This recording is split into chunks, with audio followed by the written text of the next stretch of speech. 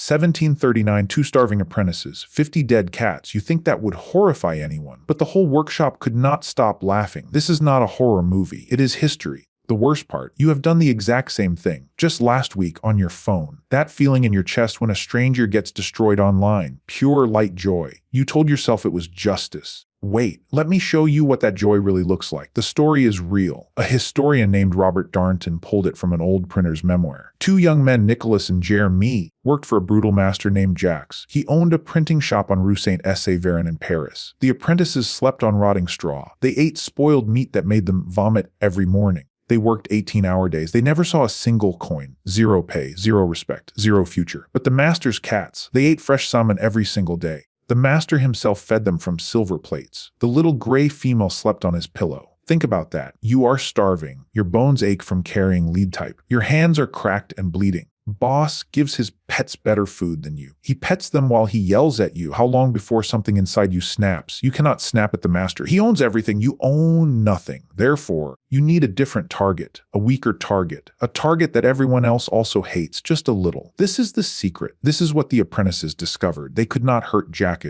They could hurt what Jacques loved. One night, Nicholas climbed into the rafters above the master's bedroom. He cupped his hands around his mouth. Then he let out a meow. Not a cute meow, a high, screeching, demonic wail. The master woke up screaming. He thought the devil was in his room. The next night, Jeremy did the same. And the next, and the next. The master stopped sleeping. He hired priests to sprinkle holy water everywhere. Nothing worked. The whole household heard the cries. Servants whispered about witchcraft. Then the apprentices let the secret slip to a few coworkers. The next day, the entire neighborhood laughed at the master. They laughed at the dinner table. They laughed in the taverns. They laughed in the street. The master had become a joke. His power crumbled in front of everyone. No one respected him anymore. He could not give orders without someone smirking. That feeling of control, it was electric. The apprentices had tasted something they had never felt before. Power, real power. And thus the real horror began. Because now they wanted more. They wanted to crush the master completely. But how? They thought about the cats. The cats were the master's weakness. They were his soft spot, his visible love for. Hurting the cats would hurt him 10 times more than any insult. So they decided to hold a trial for the cats. Why a trial? Because a trial is official. It gives permission. It turns violence into justice. The apprentices gathered every cat in the workshop, more than 50 of them. They grabbed the master's own pet, the little gray female he adored. She purred in their hands. She did not understand. Then they dressed one cat like a judge. They put a tiny paper hat on its head. They tied a little robe around its neck. The other cats became the accused. You feel sick now, don't you? Your stomach turns. Your face tightens.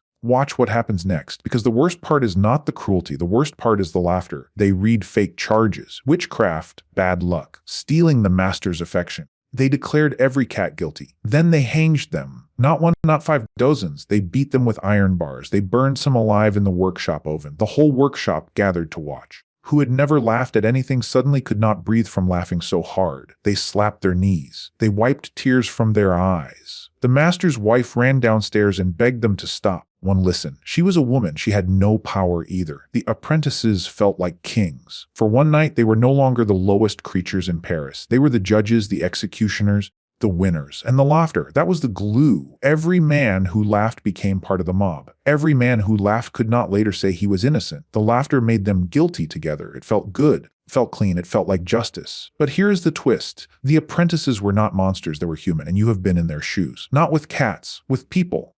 Online. Fast forward 300 years, you are scrolling through Twitter or Reddit or TikTok. A celebrity posts a stupid take. A teenager says something cringy. A politician makes an offensive joke. You quote tweet them. You add a laughing emoji. You type a cruel reply. Within minutes, you see someone else pile on, then another, then 1,000, then 10,000. You feel light, powerful, clean. You are part of the mob now. You are not the target, you are the hunter. Who is the cat in this story? Not the celebrity, not the teenager. It is you. You are the apprentice. Psychologists call this the scapegoat mechanism. Let me break it down. When people feel powerless, hungry for status, or invisible, they find a vulnerable target and destroy it together. You cannot fire your boss. You cannot fix inflation. You cannot make your life better with one tweet. But you can destroy a stranger. That stranger becomes your cat. Stranger absorbs all your rage. The laughter feels good because it is shared. It bonds you to the mob. That is why the workshop laughed until their stomachs hurt. Is why you felt a thrill when that canceled influencer lost their job. The pattern is identical. The costumes have just changed. Instead of paper robes on cats, you have quote tweets.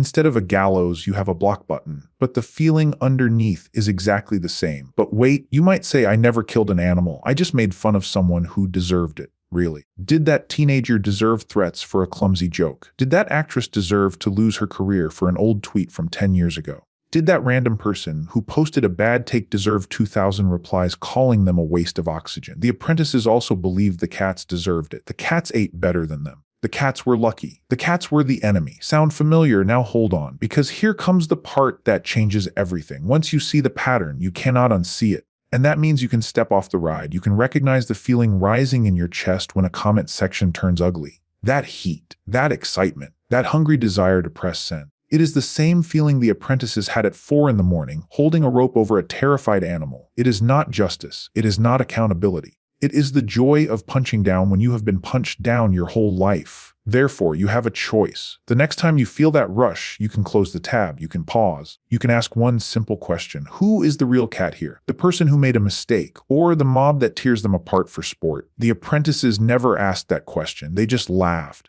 They never looked in a mirror and saw the monster. But you are different. You know the history. You know the psychology. And knowing it breaks the spell.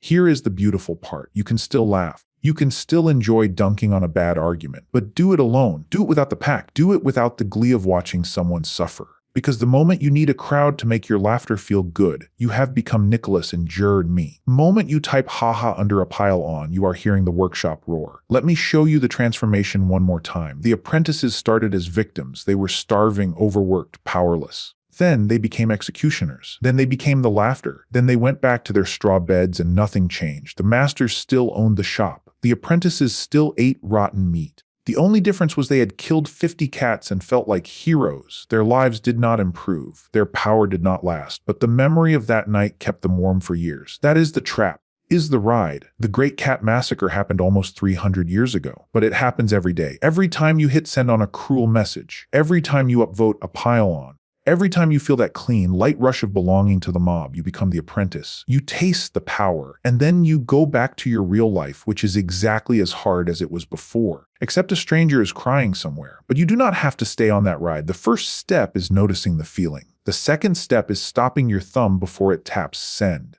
The third step is asking, am I angry at this person? Or am I angry at my boss, my rent, my loneliness, my lack of control? The fourth step is scrolling past. And the fifth step is the hardest. Laughing at your own impulse instead. Say to yourself, I see you, little mobster inside me. You want to feel powerful. You want to belong, but not today, not this time. Then you close the app. You go for a walk. You eat something real. You text a friend. You break the cycle. Because the only way out is to see yourself in the cat killer and then choose to be the one who walks away with empty hands. The apprentices never got that chance. They never had a historian explain the pattern. They never had a video like this. They just laughed until their bellies hurt and then went back to the rotten meat. You have the mirror. You have the choice. Do not waste it.